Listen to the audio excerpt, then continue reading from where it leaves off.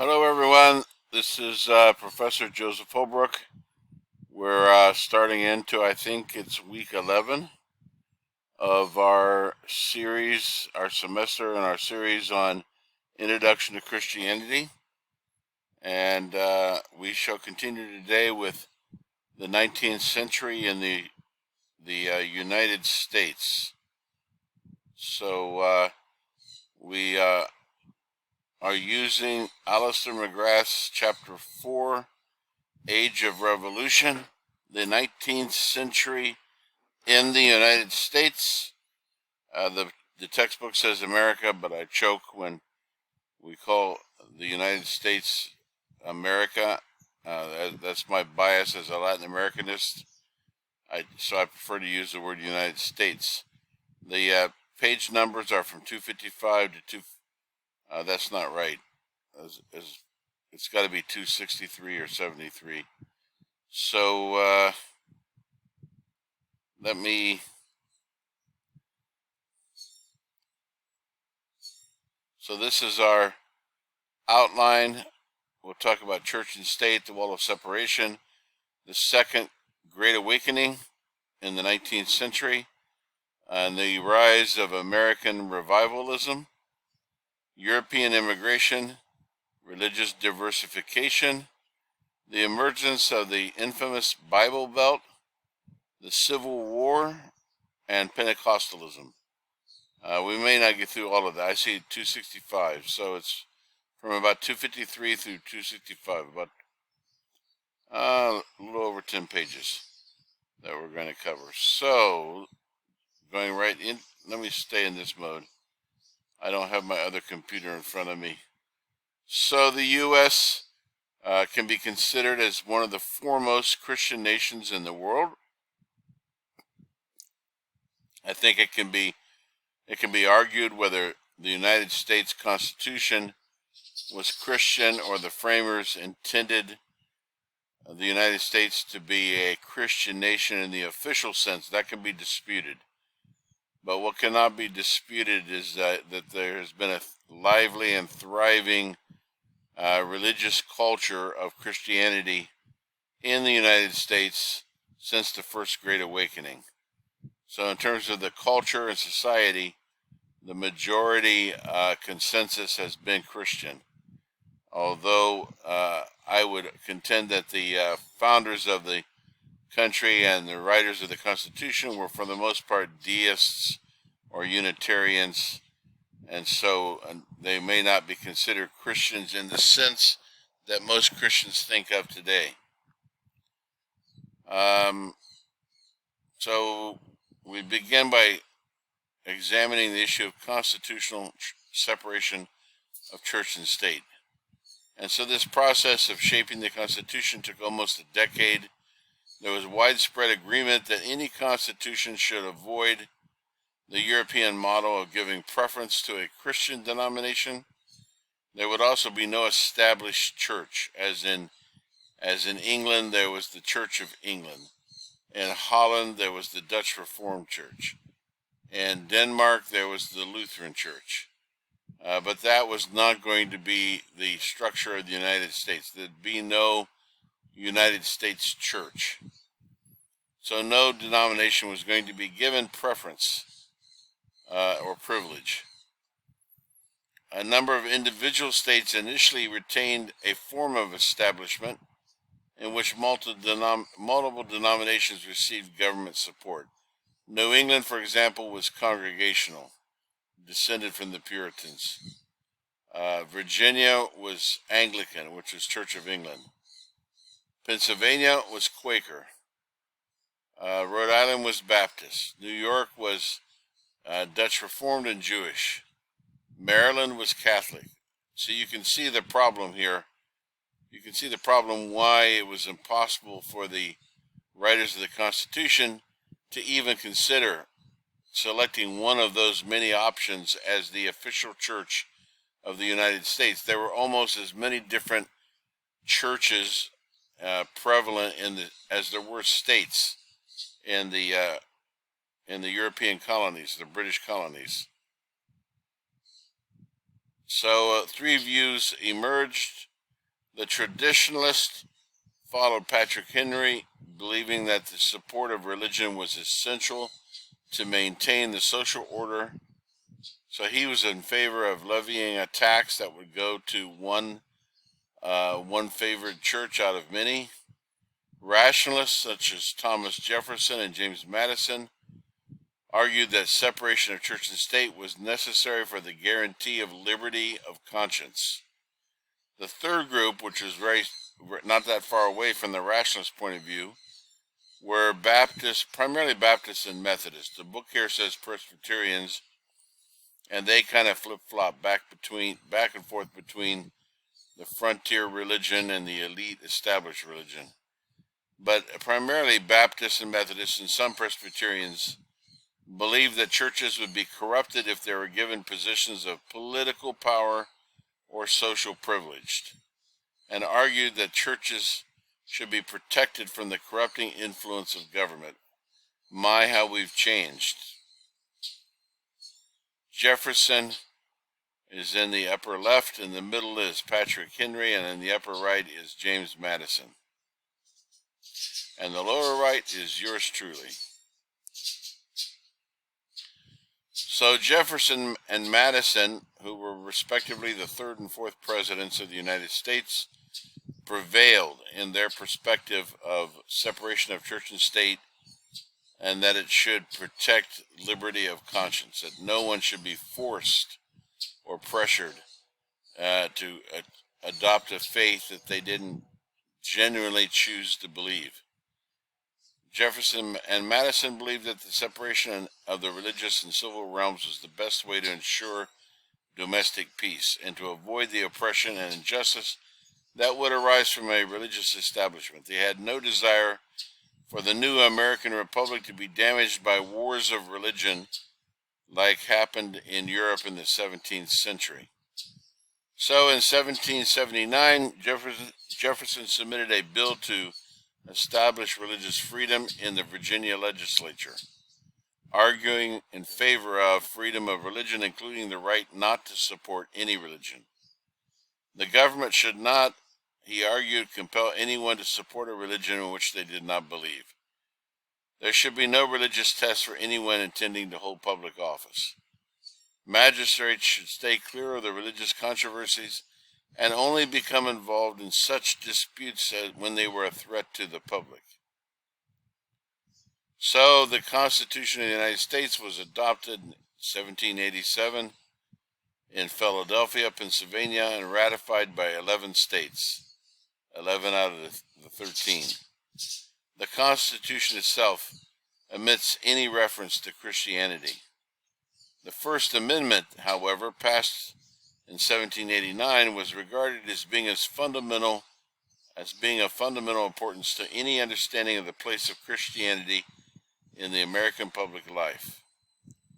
The First Amendment is, Congress shall make no law respecting an establishment of religion or prohibiting the free exercise thereof, or abridging the freedom of speech, or of the press, or of the right of the people to peaceably assemble and to petition the government for a redress of grievances, says the First Amendment. This could be interpreted as prohibiting any specific church group from becoming the established religion of the United States, without implying that the government was prohibited from bringing religious language and symbols and beliefs or values into the public arena. However, a more radical interpretation of that establishment clause holds that it means that the government of the United States is prohibited from preferring religion over anti-religion, so that the judiciary must be neutral, not simply settling disputes. I must pause for a moment. So, that's the more radical interpretation, is that the United States should not prefer religion over anti-religion. And I think that's the point of view that most people have come to adopt in the contemporary environment. The first two presidents of the United States, George Washington and John Adams, generally were positive about the role of religion in public life, whatever their private religious views may have been. The third and fourth presidents, Jefferson and Madison, were more emphatic about the importance of separation of church and state, using the image of a wall of separation between church and state. This was not a phrase that was coined by Jefferson. He actually took it from Roger Williams, who used it in 1644. He was a Puritan writer. He had fled from Great Britain to Boston to avoid persecution because of his religious beliefs. Williams advocated freedom of consciousness and freedom of religion, and he spoke of a wall of separation between the garden of the church and the wilderness of the world. And he wrote this in a document in 1644, which is 150 years before Jefferson adopted it and used it in his letter. Williams' ideas were even more radical. He argued that all religious sects had the right to claim equal protection from the laws, and that civil magistrates had no right to restrain the consciousness of men or to interfere with their worship. A few years after Roger Williams established Providence, Rhode Island, he founded the first Baptist church in America there. Providence was open to people of all faiths. Baptists, Quakers, and Jews found a home in the colony, and he remained on a friendly basis with Native Americans, and he refrained from trying to convert them to Christianity.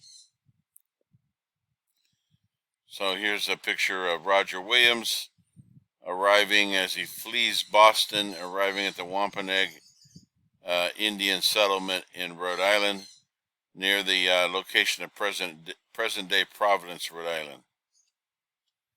So Jefferson quoted from Williams in 1802, "I contemplate with a sovereign reverence that the act of the whole American people which declared that their legislature should make no law respecting an establishment of religion or prohibiting the free exercise thereof, thus building a wall of separation between church and state.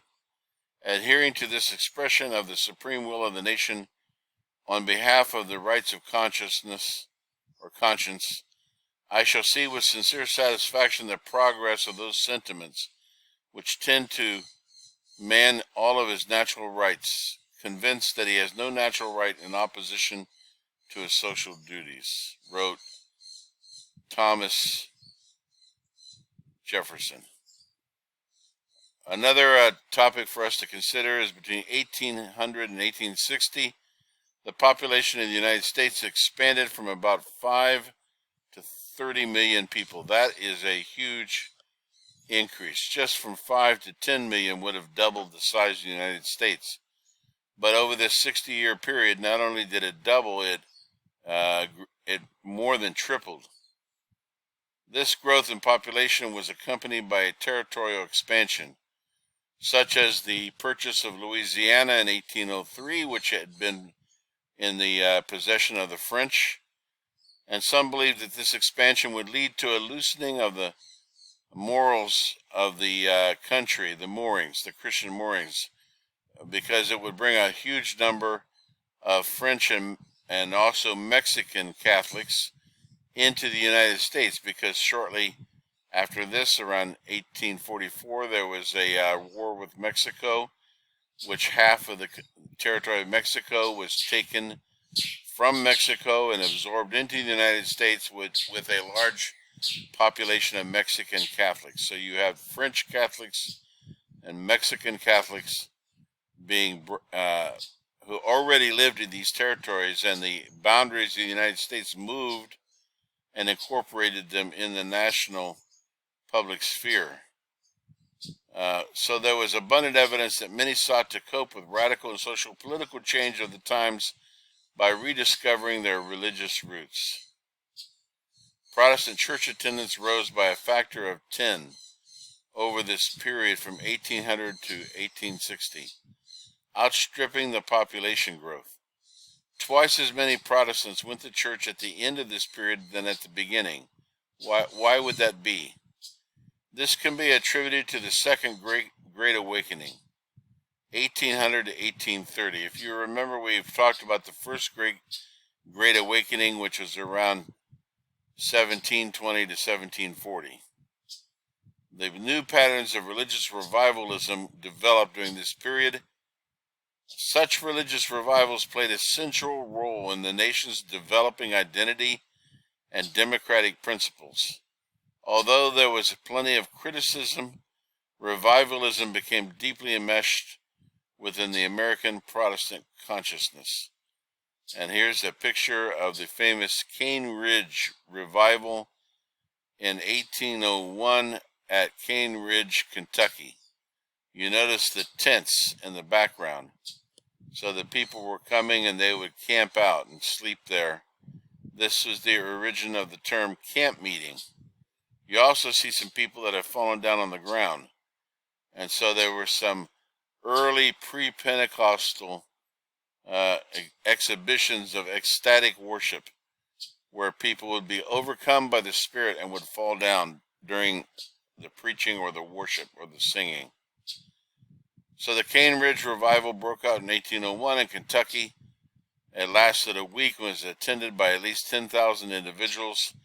This was the first but not the last, and it set a precedent for a wave of revivalist meetings throughout the frontier territories, making the appeal primarily to the common folk, emphasizing the emotional rather than the intellectual appeal. The outcome was the transformation of the antebellum Southern America, leading to the emergence of what's known as the Protestant Bible Belt. And here is a picture of the Cane Ridge Courthouse 100 years after it was the revival took place. In many ways, this Second Great Awakening changed the American religious landscape. There were three Christian traditions with the strongest presence in colonial America, colonial United States. Well, no, you can't say colonial United States. So we'll say colonial America. They were Anglicanism, Congregationalism, and Presbyterianism. These groups were relatively untouched by the Second Great Awakening, which led to a massive growth on the part of Baptists and Methodists. So there's a class element in these Great Awakenings. An important change concerning the conversion of slaves happened during this time. The Second Great Awakening saw the first significant conversions of African slaves who generally joined the Baptists or the Methodists, who were much more open to welcoming such conversions than were the Anglicans. And this brings us to a key figure of the Second Great Awakening was Charles Grandison Finney. And here is a picture of Mr. Finney. Finney was one of the pivotal figures of the Second Great Awakening. He was converted in 1821. He abandoned his career as a lawyer and became a Presbyterian minister. However, he distanced himself from some of the aspects of the older New England Calvinism, which he regarded as unbiblical and an obstacle to effective evangelism. Finney's emphasis fell on the need for people to respond to the proclamation of the gospel and the skills that were thus required of the preacher to persuade them to do so. So he introduced many new features of revivalist preaching, such as the anxious bench or the anxious seat, which was a place for people who wanted to sit who were anxious as a result of the preacher's message. And they identified themselves as prospects for conversion by sitting in the anxious seat. The altar call was an invitation to come forward in response to the message, the challenge, and to receive the gospel. I grew up with altar calls every single weekend in the little Holiness church that I was raised in. Moody, Sunday, and Graham. So these techniques were picked up later by the evangelist Dwight L. Moody. And he made great use of this with huge evangelistic campaigns where he teamed up with musician and singer Ira Sankey. And thus, these techniques passed into virtually all of the 19th and 20th century revivalist preaching, which included Billy Sunday into the early 20s and 30s, and eventually Billy Graham. They all used these techniques. Now, Jonathan Edwards and George Whitefield, and possibly to some extent John Wesley, the founders of Methodism and the progenitors of the First Great Awakening, probably would have been appalled at some of these things. They would not have approved an altar call or such techniques, because for them revival was a matter of God's grace, lying beyond human control or influence. For Finney, revival is not a miracle or dependent on a miracle. Rather, it is the result of the right use of the constituted means, in other words, techniques. And there's Moody, Sunday, and Graham. I might be somewhat tempted to agree, actually, with Jonathan Edwards and Whitefield and Wesley. This brings us to Alexis de Tocqueville, a Frenchman who traveled through the United States around the 1830s. He was a French political thinker. He kept a journal and made observations, very much like a political scientist or an anthropologist might do. The first thing that struck him was the religious atmosphere in the United States. He was astonished at the number of American denominations and their mutual toleration of each other. He was puzzled also by the success of American Catholicism, which seemed to flourish without any obvious state support. America is the most democratic country in the world, he wrote, and it is at the same time the country in which Roman Catholic religion makes the most progress. There's a picture of Alexis de Tocqueville. His book is Democracy in America. I encourage you to read it. So this led to revivalism and holiness. Revivalism unquestionably shaped the American religious landscape. Out of the Methodist movement in particular and revivalism, there emerged a holiness movement, which is often seen as a response to the ideas and values of revivalism. Unlike forms of Protestantism, the holiness movement was much more oriented towards morality and spiritual life, somewhat like the Pietists. It tended to raise the ethics to a status that later fundamentalists have accorded doctrine. So this emphasis on holy living came to be linked with the support for the abolition of slavery in the antebellum period. So oddly enough, the evangelical movement and the holiness movement were in the forefront of agitating and for an abolition to slavery and also for women's rights. It's kind of flipped around today, hasn't it?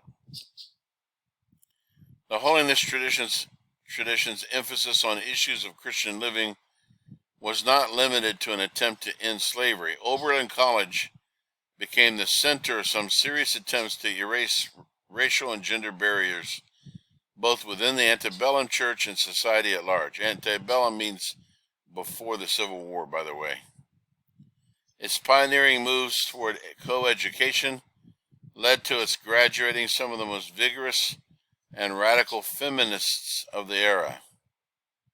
The first woman ordained in the United States was Antoinette Brown.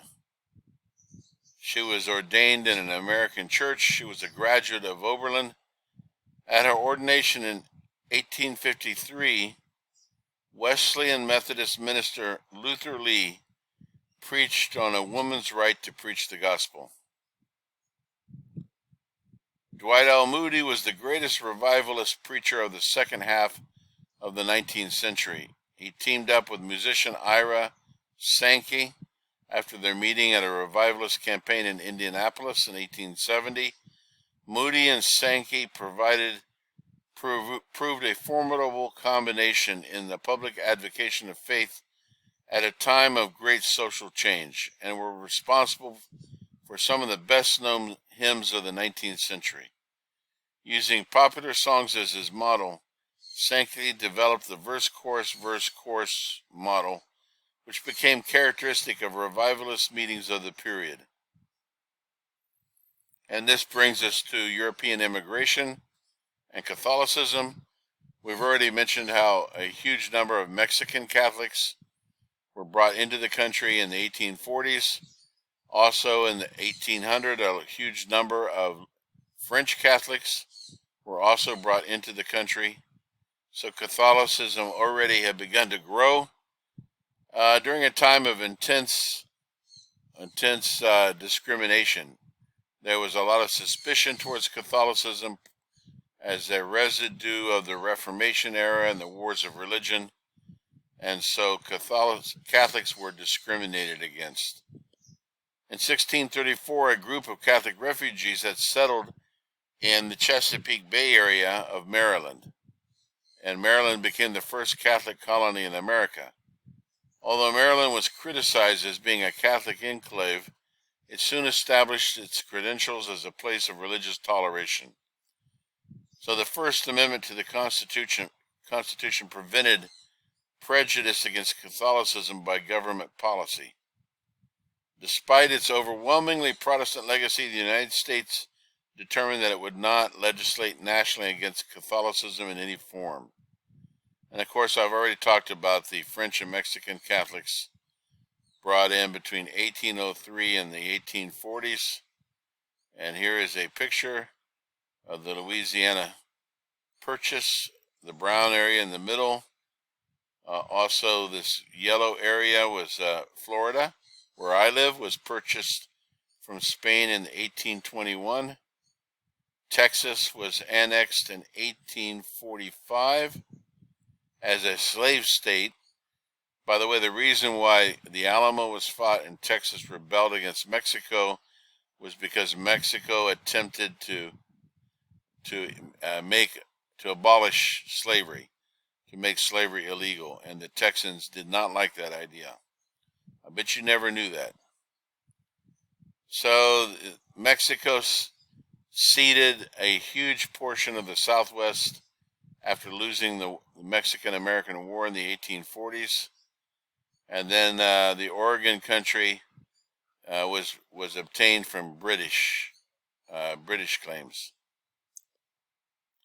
So as you can see, almost half of the country was Catholic at one time and was brought into the United States, which greatly increased the number of Catholics.